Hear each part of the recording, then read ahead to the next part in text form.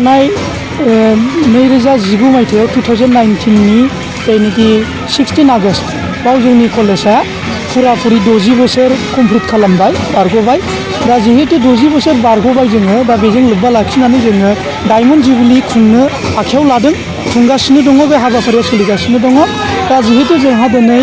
जोंनि कलेज उइकनि जोबथा सान बे जोबथा सानजों लोगोसे डायमन्ड जुबिलीनि जागायनाय फोरबोखौबो जों दिनै ज' लाफानानै दिनैनि जायनोखि जोंनि हानजा सुरनाय बे हानजा सुरनाय हाबाफारिखौ मावफुंगासिनो थानाय जादों। सेभ आर्थ सेभ लाइफ जे मन्त्र लानानै टिम लानानै नोंथांमोना जे बे हाबाफारिखौ मावफुंदों बिनि एसे उद्देश्यखौ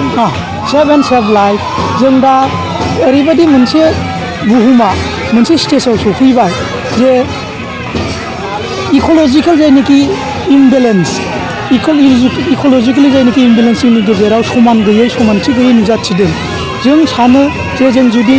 गासै जिबानो मानसिल' नङा गुबुन गुबुन जिबफ्राबो जुदि जयैनो थांनानै थानांगौबा बे बुहुमखौ जों समायनायै लाखिनांगौब्ला गुबुन गुबुन जिबफोराबो समानैनो थांनानै थानांगोन नंखायनो मानसिजों लोगोसे गुबुन गुबुन जिब जिबिफोराबो जाहाथे मोजाङै थांनानै थानो हानानै बुहुमनि जायनोखि समायना जेखौ जों ग्रिन आर्थ होननानै बुङो बे समायना गोथां बुहुमा जेन बेबायदिनो थालांबाय थायो आगोलनि बायदि जों बे थांखियैनो बे मोन्थोरखौ आजावनाय जादों।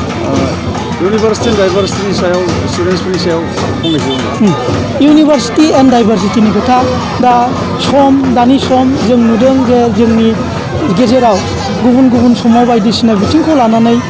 फिसा फिसौआवनो गावजों गाव एसे गावस्रालायनाय बेफोरबायदिखौबो नुनो मोनदों नाथाय जों जिहेतु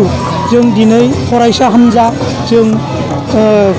जेनोखि सोलोंसालिजों लोब्बा थानाय जोंनि जायनोखि फोलेर बिसोरो मोनसे नोजोरखौ लाखिदों जे जों जेब्लाबो गोरोबलायैनि गेजेरावनो जोंनि खौसेथिखौ लाखिलांबाय थानांगोन मानसि हिसाबै जोंहा एफा एनै फारागथिया थानो हागौ बे गिदिर बाथ्रा नङा नाथाय बेखौ जोङो ज' रायलायनानै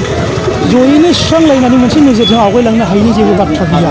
हारिमु हानजा सोरनि गेजेरजों जों बेनि गेजेरजों जों बेखौ फोरमायनो नाजादों आरो